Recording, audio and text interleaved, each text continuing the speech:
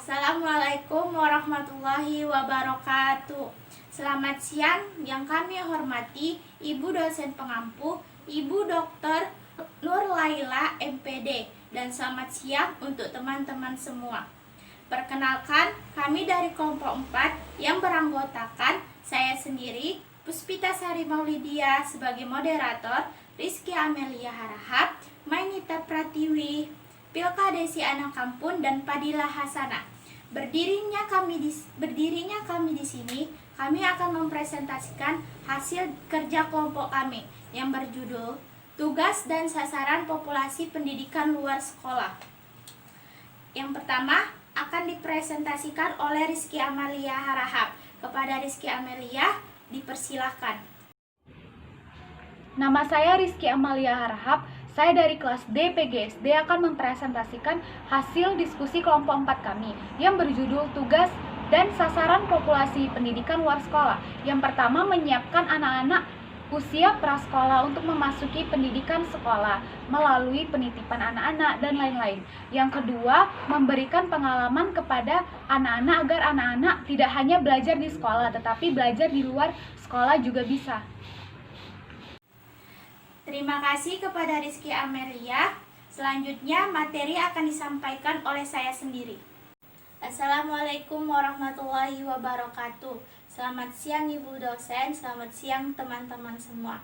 Perkenalkan, nama saya Puspita Sari Maulidia dari PGSD kelas D.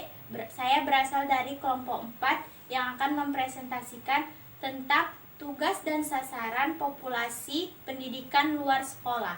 Baiklah, saya akan melanjutkan poin ketiga dari tugas pendidikan luar sekolah, yaitu memberikan kesempatan belajar kepada pemuda atau orang dewasa yang menamatkan pendidikan sekolah untuk memperoleh pengetahuan dan keterampilan lebih lanjut.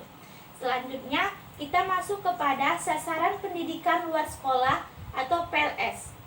Adapun sasaran pendidikan sekolah menurut Joseph pada tahun 1992 dapat dibagi menjadi dua sasaran. Yang pertama, pendidikan luar sekolah untuk pemuda. Adapun sebab-sebab timbulnya dari pendidikan luar sekolah untuk pemuda.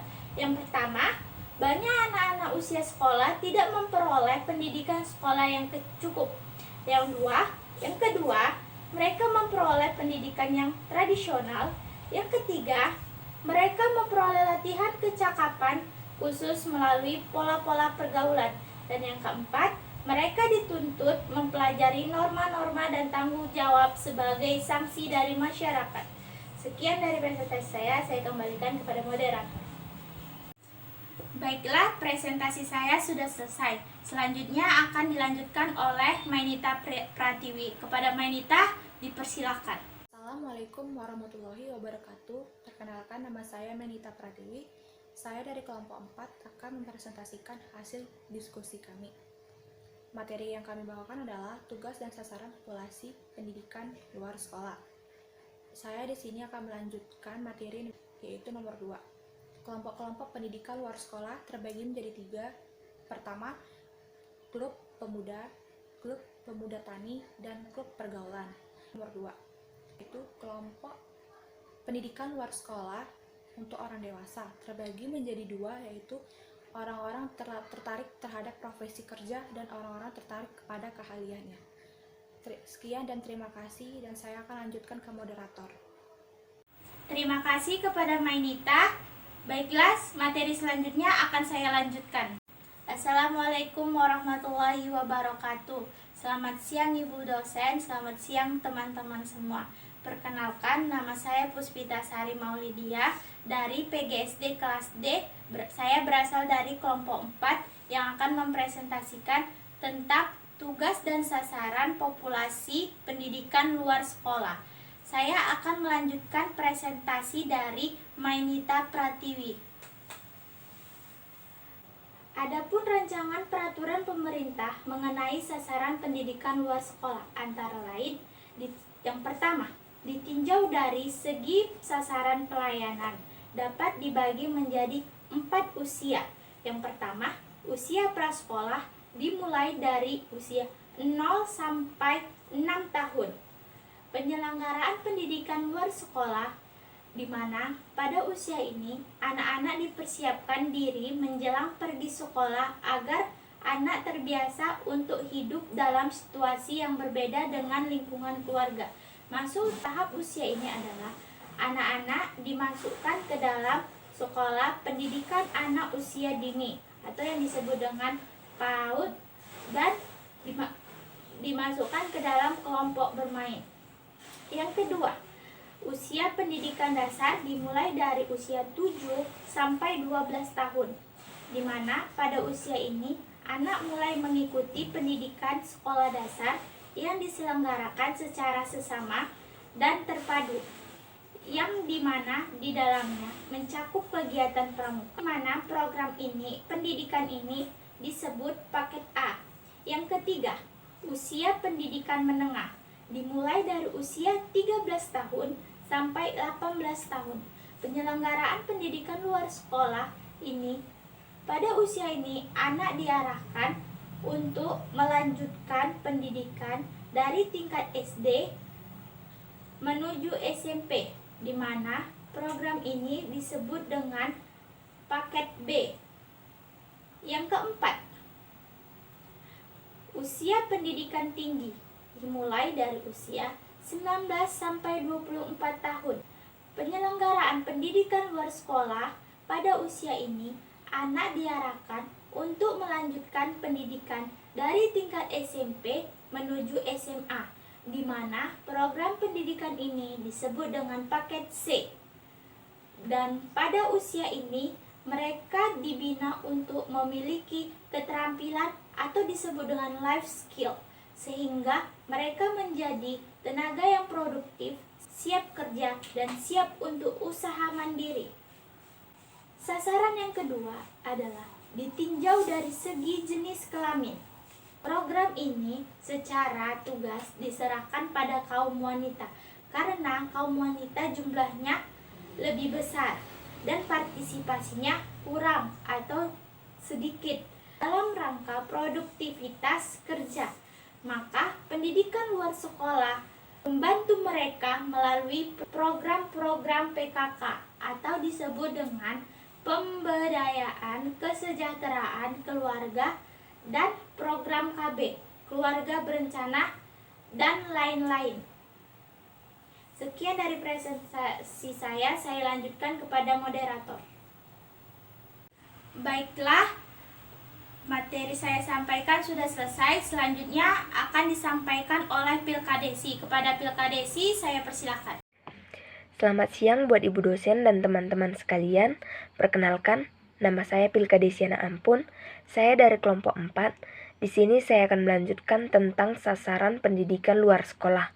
Yang ketiga, berdasarkan lingkungan sosial budaya, sasaran pendidikan luar sekolah dapat berupa A. Masyarakat pedesaan. Masyarakat ini meliputi sebagian besar masyarakat Indonesia dan program diarahkan pada program-program mata pencaharian dan program pendayagunaan sumber-sumber alam. Yang B.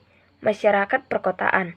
Masyarakat perkotaan cepat terkena perkembangan ilmu dan teknologi, sehingga masyarakat perlu memperoleh tambahan tersebut melalui pemberian informasi dan kursus-kursus kilat. C. Masyarakat terpencil. Untuk itu, masyarakat terpencil ini perlu ditolong melalui pendidikan luar sekolah yang dapat mengikuti perkembangan dan kemajuan nasional. Yang keempat, berdasarkan kekhususan sasaran pelajar. A. Peserta didik yang dapat digolongkan terlantar seperti anak yatim piatu. B. Peserta didik yang karena berbagai sebab sosial tidak dapat mengikuti program pendidikan persekolahan. Demikian dari saya serahkan kembali ke narator. Terima kasih kepada Pilkadesi. Materi selanjutnya akan dilanjutkan oleh Padilla Hasana. Kepada Padilla, dipersilahkan. Baik, saya akan melanjutkan penjelasan dari Pilkadesi tentang sasaran pendidikan luar sekolah menurut pemerintah. Yang kelima itu adalah berdasarkan pranata. Berdasarkan pranata, dalam pendidikan luar sekolah memiliki pranata yang bermacam-macam, mulai dari pendidikan keluarga, perluasan wawasan dasar, dan pendidikan keterampilan. Karena pranata sendiri itu memiliki artian, norma atau aturan yang mengatur suatu aktivitas masyarakat yang khusus. Dan yang keenam itu adalah berdasarkan sistem pengajaran luar sekolah. Meliputi yang A itu adalah kelompok, organisasi maupun lembaga yang mengatur dalam terlaksananya pendidikan luar sekolah tersebut. Yang B itu adalah tentang mekanisme sosial budaya seperti melaksanakan pertandingan. Yang C itu adalah memperkenalkan kesenian tradisional seperti wayang kulit, baju khas adat, makanan khas adat, dan bahasa daerah. Yang keempat itu adalah tersedianya sarana dan prasarana dalam kegiatan pendidikan luar sekolah seperti tersedianya sekolah, dan tersedianya tempat ibadah, dan tersedianya alat-alat tulis untuk melaksanakan kegiatan pendidikan luar sekolah.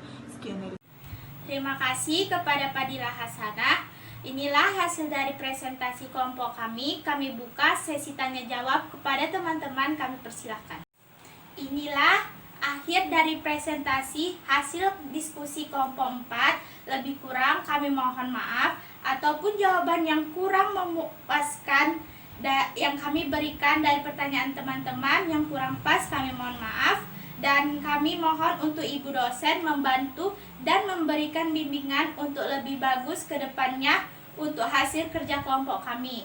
Sekian dari presentasi kami akhiri. Wabillahi taufiq wal hidayah. Assalamualaikum warahmatullahi wabarakatuh. Selamat siang teman-teman semua. Terima kasih.